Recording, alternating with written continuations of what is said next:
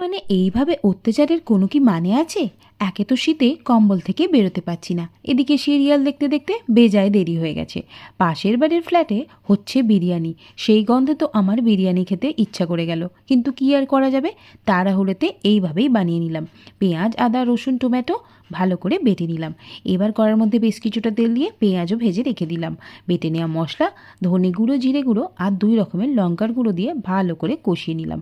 স্বাদ মতো নুনটাও দিয়ে দিলাম। ভাগ্যিস ডিপ ফ্রিজে একটুখানি চিকেন ছিল, সেটাকে দিয়েই ভালো করে কষিয়ে নিয়ে আগে থেকে ভেজে রাখা আলুগুলোও দিয়ে দিলাম।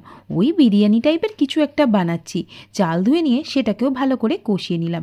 এবার চালের ডবল জল ও দুধ দিয়ে দিলাম। এবার আর কিছুই না, এটাকে দমে দিয়ে বেশ 8-10 মিনিট রান্না করে নিলে রান্না আমাদের একেবারে রেডি।